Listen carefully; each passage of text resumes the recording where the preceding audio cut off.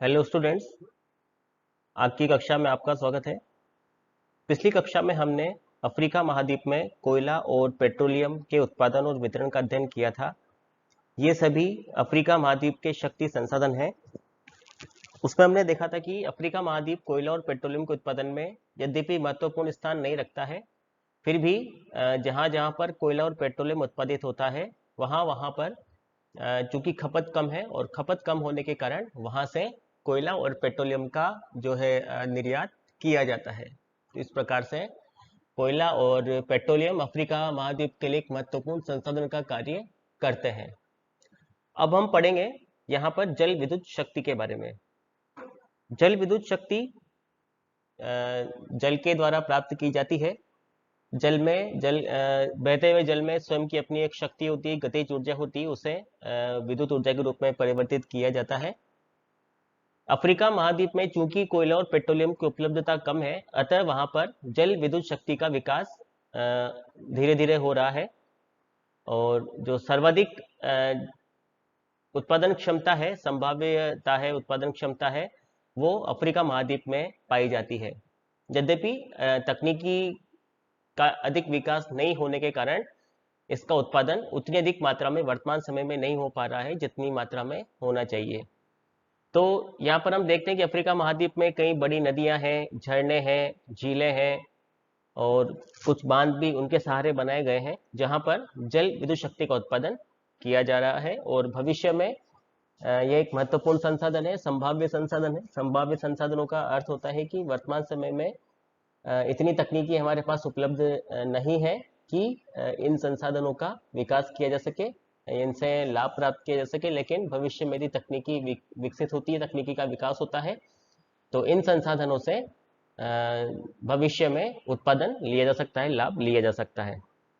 तो हम अफ्रीका महाद्वीप में विद्युत शक्ति के बारे में अध्ययन करेंगे। विश्व की कुल जो जल विद्युत शक्ति है उसका 41.4% जो भाग है वो अफ्रीका महाद्वीप में पाया जाता है, जो सभी महाद्वीपों में सर्वाधिक है। यानी विश्व की जो उत्पादन क्षमता है उसका 41.4% भाग अफ्रीका महाद्वीप में है, जो सभी महाद्वीपों में सर्वाधिक है। लेकिन यहाँ विश्व के उत्पादन का केवल 1% भाग ही उत्पादित किया जाता है। तो विश्व के उत्पादन का केवल 1% उत्पादन हो रहा है, लेकिन विश्व की जो उत्पादन क्षमता उसका 41% भाग यहाँ पर विद्यमान है। तो अभी आपको मैंने बताया था कि अफ्रीका महाद्वीप में चूंकि तकनीकी क्षमता का अभाव है, तकनीकी संसाधन वहां पर उपलब्ध नहीं है और दुर्गम क्षेत्र हैं कई सारे जहां पर जाना संभव नहीं है अभी भी, वर्तमान समय में भी, और भौगोलिक विविधताएं काफी अधिक है। तो इन सभी कारणों से वहां पर जल विद्युत शक्ति का विकास पर्याप्त मात्रा में नहीं हो पाया, लेकिन क्षमता विद्यमान है। क्षमता कितनी है?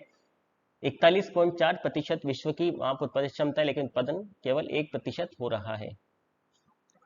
अतः यहाँ पर हम देखते हैं कि अफ्रीका महाद्वीप में उत्पादन क्षमता और संभाव्य क्षमता में भारी अंतर है। संभाव्य क्षमता तो कितनी है विश्व की?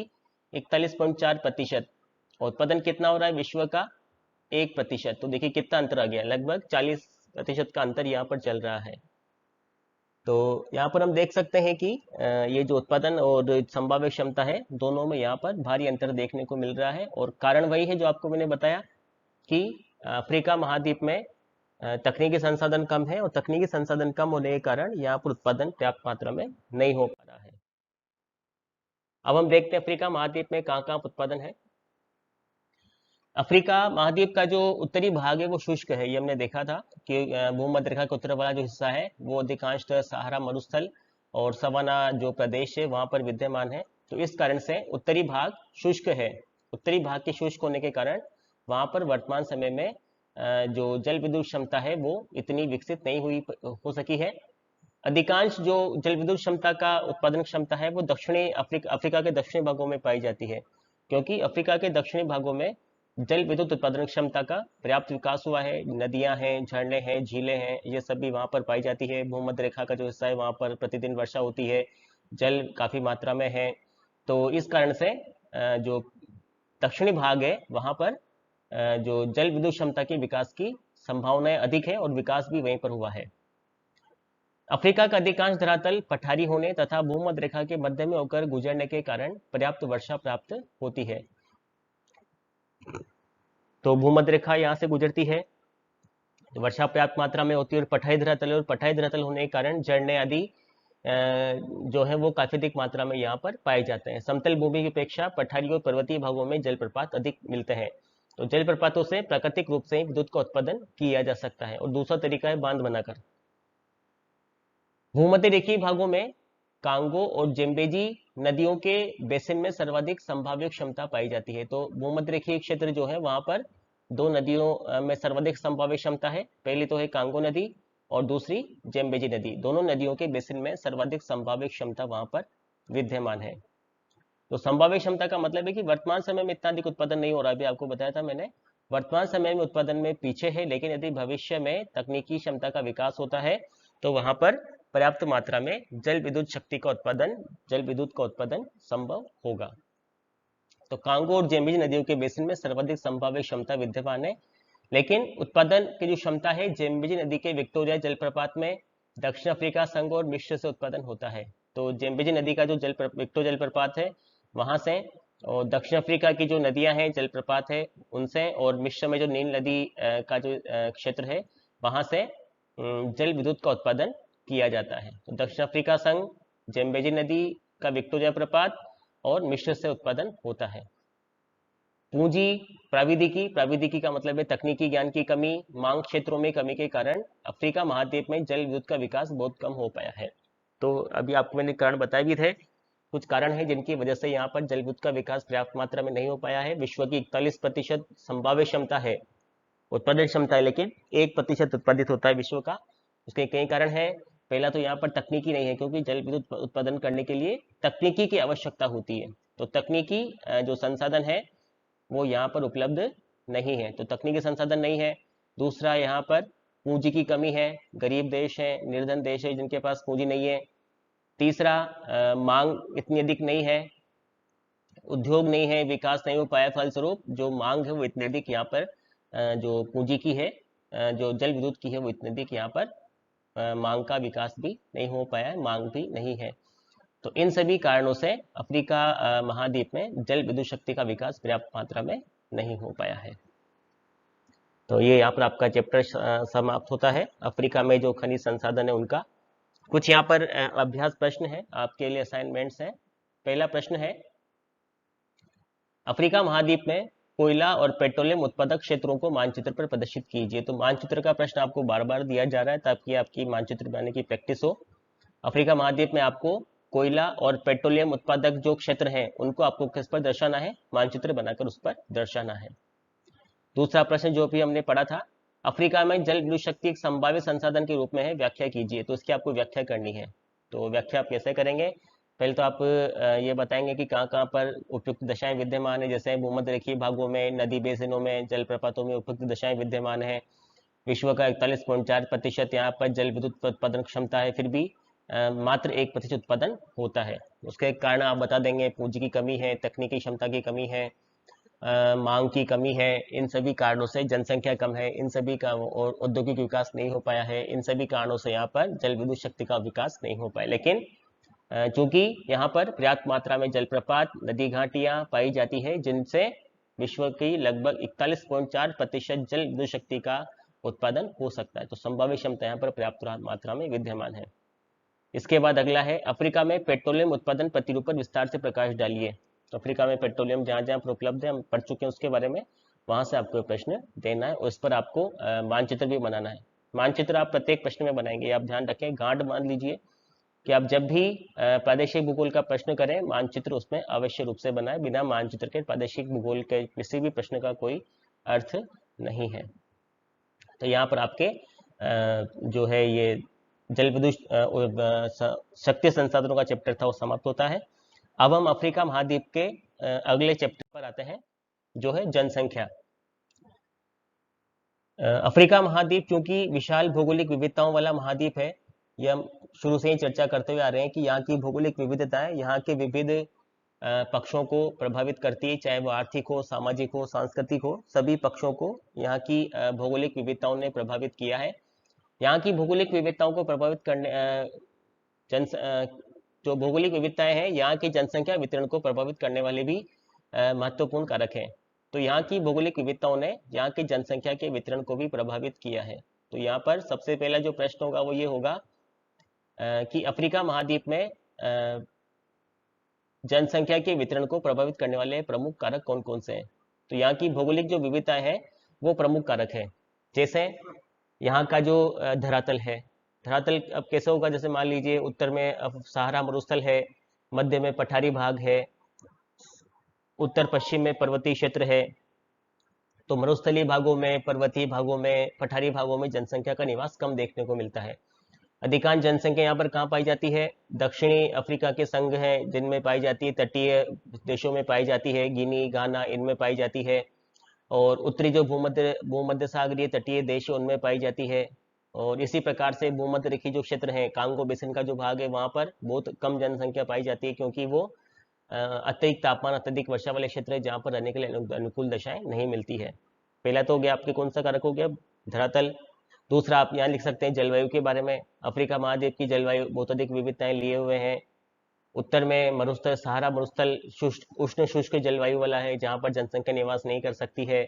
मध्य में भूमध्य रेखीय जलवायु है जो भी निवास के लिए उपयुक्त नहीं है। केवल तटीय क्षेत्र और भूमध्य सागरीय भाग और दक्षिण अफ्रीका संघ के जो देश हैं उन्हीं में ही अनुकूल जलवायु पाई जाती है। इसके बाद हम आ सकते हैं कि आर्थिक जो कारक है उन पर आ सकते हैं कि अफ्रीका महाद्वीप में जहाँ जहाँ पर खनिज संसाधन, शक्ति संसाधन उपलब्ध हुए हैं वहीं वहीं पर जनसंख्या केंद्रित है। उसके बाद कृषि भूमि, उपजाऊ भूमि, नदी घाटियों में जनसंख्या अधिक है। नील नदी घाटी है, जेम्बेजी नदी की घाटी है, इसी तरह से आपके नाइजर नदी की घाटी है। इन नदी घाटियों में जनसंख्या का विकास हुआ है क्योंकि यहाँ पर कृषि के लिए अनुकूल दशाएं विद्यमान है, पाई जाती है। इसके अलावा तकनीकी कारणों को, आर्थिक कारणों को भी आप इसमें दे सकते हैं।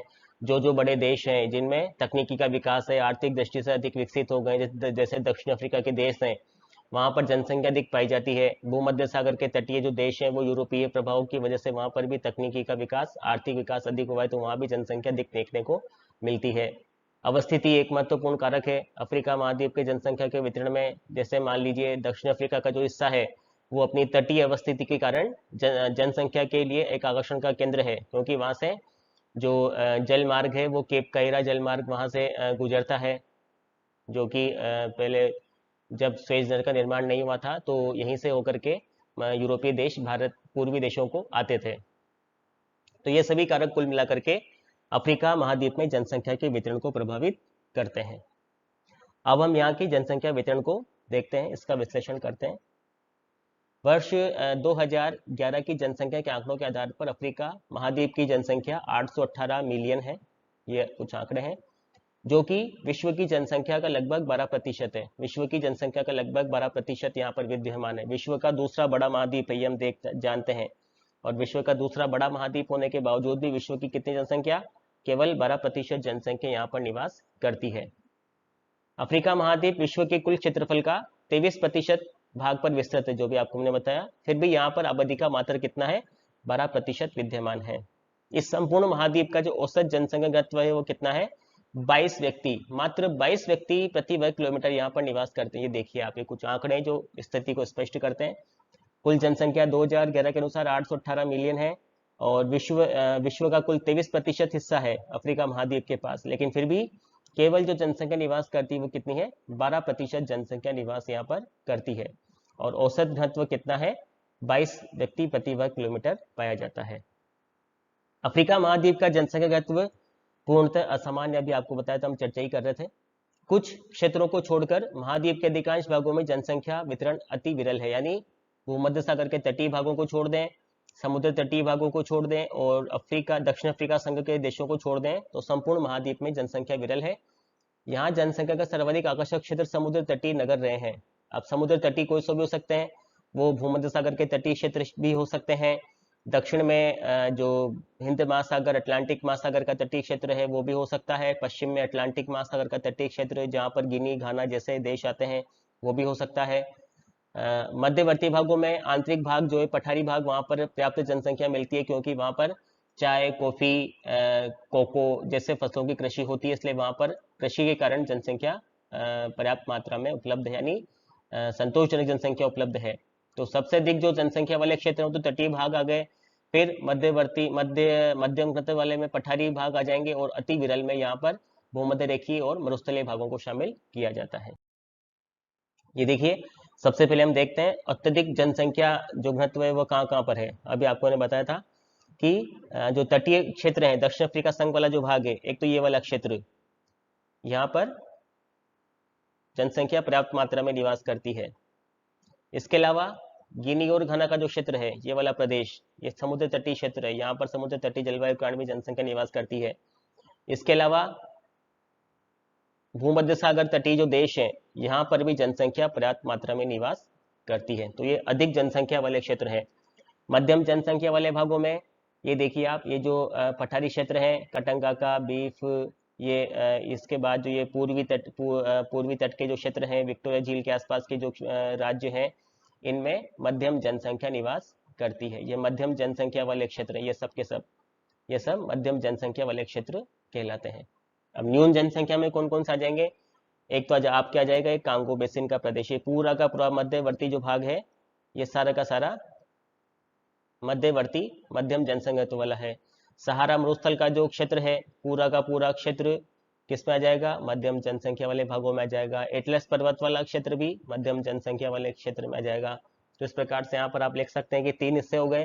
पहला तो आपके हो गया उच्च जनसंख्या घनत्व वाले क्षेत्र। उच्च वाले में कौन कौन से हैं? दक्षिण अफ्रीका संघ के देश आ गए, भूमध्य सागर के तटीय देश आ गए, और गिनी घाना का जो तटीय क्षेत्र है वो आ गया, गिनी की खाड़ी के आसपास का प्रदेश आ गया। ये सभी उच्च जनसंख्या घनत्व वाले हैं। मध्यम जनसंख्या घनत्व वाले में कौन कौन से? पठारी भाग, जितने भी पठारी भाग हैं अफ्रीका महाद्वीप में, वे सब मध्यम जनसंख्या वाले क्षेत्रों में गिने जाएंगे। और न्यून जनसंख्या वाले भागों में यहाँ पर सहारा मरुस्थल, भूमध्य रेखीय भाग और पर्वतीय क्षेत्र हैं, वो न्यून जनसंख्या वाले भागों में आएंगे। और उच्च जनसंख्या वालों में और भी है, नील नदी की घाटी का क्षेत्र है, जायरे जेम्बेजी नदी की घाटी का क्षेत्र है, ये सभी जो नदी घाटी क्षेत्र हैं वो किसमें शामिल किए जाएंगे? उच्च जनसंख्या वाले भागों में शामिल किए जाएंगे। तो इस प्रकार से आप मानचित्र बना करके भी जनसंख्या वितरण को प्रदर्शित कर सकते हो। पूरे महाद्वीप की लगभग 3/4 जनसंख्या मात्र 4 क्षेत्रों में, कौन कौन सा भी हमने चर्चा की थी, गिनी तट, निचली नील नदी की घाटी, दक्षिण अफ्रीका के मध्यवर्ती पठार तथा एटलस तट पर केंद्रित है। तो केवल 4 क्षेत्र हैं, गिनी का तट, उससे ऊपर जो एटलस पर्वत का जो पश्चिम में तटीय क्षेत्र है वहां पर नील नदी की घाटी, और दक्षिण अफ्रीका संघ यहाँ पर निवास करती है 3/4 जनसंख्या। सहारा, कालाहारी, अबिसीनिया आदि क्षेत्रों में महाद्वीप की मात्र 1% जनसंख्या निवास करती है। तो चूंकि मरुस्थलीय क्षेत्रों में जलवायु उपयुक्त नहीं पाई जाती, इसलिए महाद्वीप की केवल मात्र 1% जनसंख्या वहां पर निवास करती है। इसके अलावा कटंगा प्रदेश, वोल्टा, दरार घाटी, नाइजीरिया का उत्तरी भाग मध्यम जनसंख्या वाले क्षेत्र हैं। जहां जहां पर भी पठारी क्षेत्र है वो सब मध्यम जनसंख्या वाले हैं। सर्वाधिक जनसंख्या निचली नील नदी की घाटी का डेल्टा प्रदेश तथा न्यूनतम सहारा और कालाहारी मरुस्थलीय क्षेत्रों में पाई जाती है, जहां पर 2 व्यक्ति प्रति वर्ग किलोमीटर से भी कम निवास करते हैं। तो सहारा और जो कालाहारी मरुस्थलों का क्षेत्र है वहां पर 2 व्यक्ति से भी कम व्यक्ति निवास प्रति वर्ग किलोमीटर से भी कम निवास करते हैं।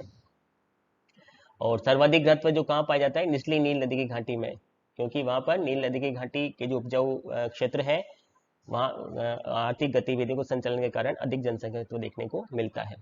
सर्वाधिक जनसंख्या वाला जो देश है वो नाइजीरिया है, जिसकी जनसंख्या लगभग 130 मिलियन है। मिस्थाइपा, कांगो तथा दक्षिण अफ्रीका क्रमशः अन्य सर्वाधिक जनसंख्या वाले देश हैं। तो अभी आपको बताया था मैंने, कुछ गिने चुने देश है, नाइजीरिया है, गिनी है, घाना है, अल्जीरिया है, मोरक्को है, ट्यूनिशिया है। दक्षिण अफ्रीका में आप चले जाइए, ट्रांसवाल, नेटाल, जिम्बाब्वे, ये कुछ गिने चुने देश हैं, नाइजीरिया, जो कि अधिक जनसंख्या वाले देशों में गिने जाते हैं। जैसे ये सब के सब या तो भूमध्य सागर तटीय हैं, या अटलांटिक तटीय क्षेत्र हैं, या फिर दक्षिण अफ्रीका संघ के क्षेत्र हैं। बाकी सभी क्षेत्रों में न्यून जनसंख्या देखने को मिलती है। तो ये आपका जनसंख्या वितरण का हो गया।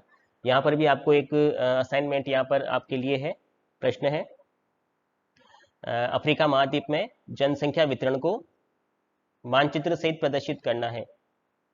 जनसंख्या वितरण प्रतिरूप